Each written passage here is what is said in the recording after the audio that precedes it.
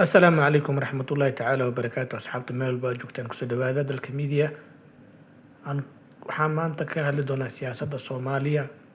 Wasiir ku-xigeenka warfaafinta Soomaaliya Cabdiraxmaan Al Cadaala ayaa si kulul u weeraray siyaasiyiinta mucaaradka ah ee kasoo horjeeda dowladda oo waqtigeedu ka harsan yahay muddo 10 maalmood ah.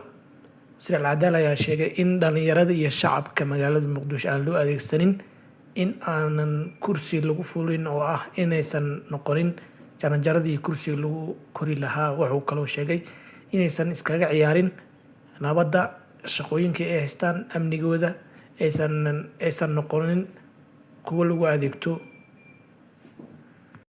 Dowladda Imaaraadka Carabta ayaa 4 wadan ku riixaysa si ay u aqoonsadaan maamulka Somaliland.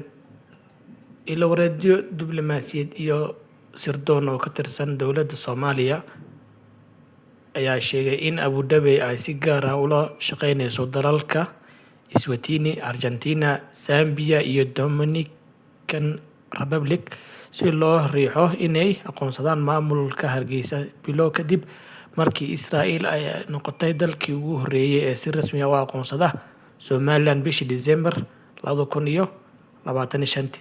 Sida ay xogtu sheegayso, tallaabadan ayaa dhici karta ka hor ama ku beegnaan karta 18 May, maalinta ay Somaliland u dabaaldegto waxa ay ku sheegto inay dib ula soo noqotay madax-bannaanideedii Soomaaliya inteeda kaleeto. Dowladda Soomaaliya ayaa Somaliland u aragtay qayb ka mid ah dhulkeeda, waxaana si joogto ah ugu digtay in aqoonsi kasta oo shisheeye uu dhaawacayo madax-bannaanida, midnimada iyo wadajirka dhuleed ee Jamhuuriyadda Soomaaliya. Sidoo kale, dowladda Soomaaliya ayaa kaalmo iyo waxay ka heshaa in aan aqoonsan Somaliland wadamada Khaliijka Carabta iyo wadanka Turkiga. Aan aadno halkaas iyo magaalada Ankara ee wadanka Turkiga. Wasiirka gaashaandhigga Soomaaliya iyo wasiirka dekedaha Axmed Macalin Fiqi iyo wasiir Maxamed Jaamac TikTok ayaa u duulay wadanka Turkiga si ay heshiis ugu soo galaan wadanka Turkiga oo la doonayo inay wadanka Turkiga ka sameysato wadanka Soomaaliya saldhig ciidan oo dhanka badda ah. Shalay waxaa magaalada Qardho lagu dilay Allah u naxariistay Maxamed Axmed Shire Faarax oo ka mid ah ganacsatada magaalada Qardho ayaa lagu dilay maalintii shalay ah magaaladaas oo ah xarunta gobolka Karkar. Ganacsadahan oo caanka ka ah Qardho ayaa la sheegay in lagu dhex dilay xarun ganacsi uu ku lahaa magaaladaas. Dilka ganacsadaha waxaa la sheegay inay fuliyeen rag hubeysan oo aan ilaa hadda la aqoonsan. Sidoo kale waxaa la sheegay in loo dilay aano qabiil. Dagaalkaas oo dhacay shalay aroortii ayaa la sheegay inuu sababay khasaare isugu jira dhimasho iyo dhaawac. Xiisadda la xiriirta muranka dhulka ayaa horey uga dhalisay dagaal kooban oo ka dhaca dooxooyinka ku dhow Qardho, kaas oo la xaqiijiyay inuu sababay dhimashada 1 qof iyo dhaawac 4 kale.